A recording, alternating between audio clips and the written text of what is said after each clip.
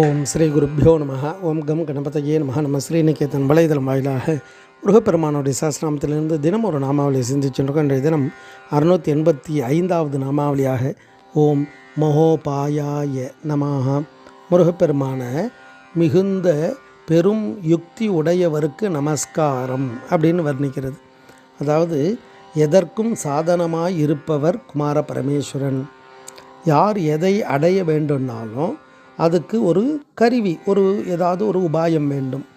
உபாயா அப்படின்னா உபாயம், உக்தி, ஆரம்பம், முயற்சி, செயல்படல் அப்படின்னு அர்த்தங்கள்லாம் கொடுக்கும்.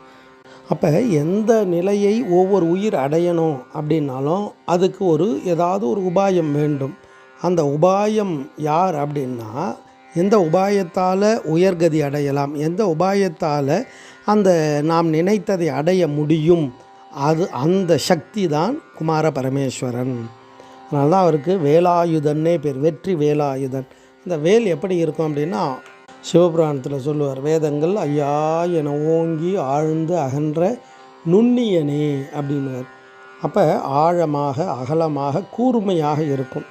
அப்போ ஒரு காரியத்தில் இறங்குறோம் அப்படின்னா அது ஆழமாக, அகலமாக, கூர்மையாக சிந்தித்து செயல்பட்டால் எல்லாத்துலேயும் வெற்றி கிடைக்கும்.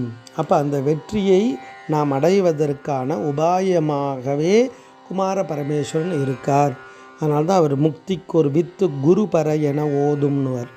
அப்போ எல்லாத்துக்கும் ஆதாரம் குமார பரமேஸ்வரன். நாம் எதை அடையணும், உதாரணத்துக்கு மேலான உயர்கதி அடையணும் அப்படின்னா 8 அங்கங்கள் யோகத்துக்கு. அந்த யமம், நியமம், ஆசனம், பிராணாயாமம், பிரத்யாகாரம், தாரண, தியான, சமாதின்னு சொல்லக்கூடிய அஷ்டாங்க யோகம். அந்த அஷ்டாங்க யோகத்தை நமக்கு பயிற்சி கொடுப்பவரும் அதில் வெற்றியை கொடுப்பவரும் எல்லாமே குமார பரமேஸ்வரன் தான். அதனால தான் அவர் எப்படி இருக்கார்னா, எல்லா விதமான சாதனமாக இருக்கார். எல்லாத்துக்கும் ஒவ்வொரு உத்தியாக அவரே இருந்து வெற்றியும் கொடுக்கக்கூடியவர் அப்படின்னு இந்த நாமத்தினுடைய தத்துவார்த்தம். ஓம் மகோபாயாய நமஹ. ஸ்ரீ குருப்பியோ நமஹ. ஓம் சும் சுப்பிரமணியாய நமஹ.